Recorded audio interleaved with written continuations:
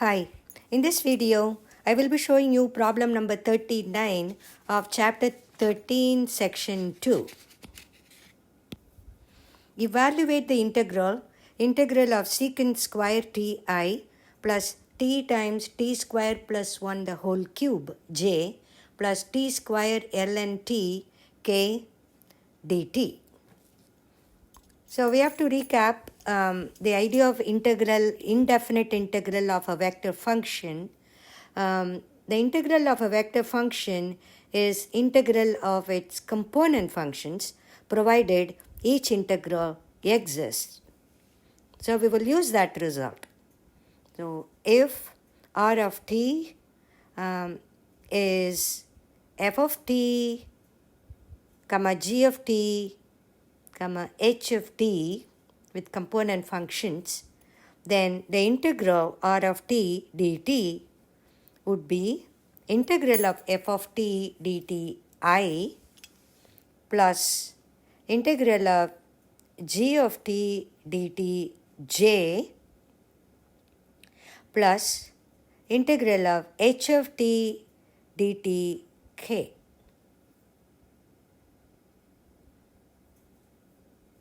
So r of t is the integrand function here. This is r of t. So we are going to integrate this. So we need to find out the integral of each component functions. That means we have to find out integral of secant square t, then integral of t times t square plus 1 the whole cube, and integral of t square ln t. R of t is secant square t I plus t times t square plus 1 the whole cube j plus t square ln t k. So integral of the first component, secant square t dt, is tan t. Of course, it has a constant. We will take care of the constant at the end of the problem. So we will have one constant for everything. So the second integral of t square plus 1 the whole cube. For this, we are going to use this u sub method. So it's u is t square plus 1, then du would be 2t dt. So using that, it is u cube, and then t dt is half of du. So it is half of u to the power 4 over 4. So 1/8 of u to the power 4. By substituting for u, we get t square plus 1 to the power of 4. So we have now the integral of secant square done, integral of t times t square plus 1 the whole cube done. Then the third one is integral of t square ln of t. Here it's not a direct method. It is a combination of algebraic and the logarithmic function. It's a combination of algebraic and log function. So anytime you have a combination of algebraic and log or trig and log, so we are using the Liarte rule, if you are familiar with it. L stands for logarithmic, I stands for inverse trig, A stands for algebraic, T stands for trigonometric, E stands for exponential. So we will be using integration by parts here. So usually if log is present, then log function would be the best choice for u. And then the rest would be dv. So we get u equal to ln of t, and dv is t square dt. So if you differentiate the u, you get 1 over t dt. If you integrate the dv, you get v, which is integral of t square, which is t cube over 3.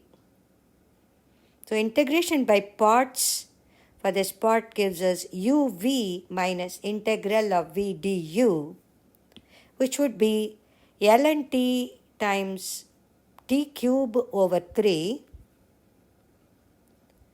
then minus integral v, which is t cube over 3, derivative of ln t, which is 1 over t dt du. Here, then we have t and then t cube, that will give us t square. So it's t cube over 3 ln t minus integral of t squared will be t cube over 3.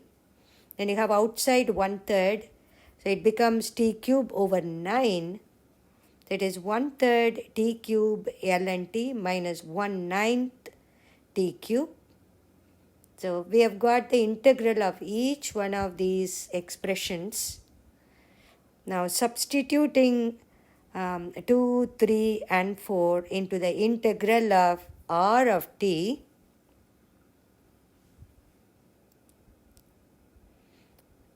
we get tan t I, then 1 over 8 t square plus 1, the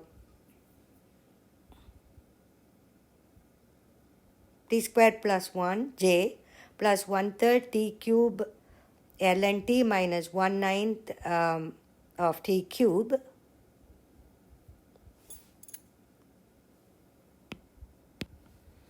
So it will be 1 over 8 t square plus 1 to the power 4 j plus 1/3 t cube ln t minus 1/9 t cube k plus c. But see, the constant of integration is a vector here. So note that. So note the constant of integration c is a constant vector, and unlike a regular constant. It's not a constant scalar. It's a constant vector. So here the summary is that whenever you want to integrate a vector function, you want to integrate every component function. If it is indefinite integral, you'll remember to add the constant vector at the end. If it is an indefinite integral, you will plug in the upper limit and the lower limit and then subtract for each one of the component functions.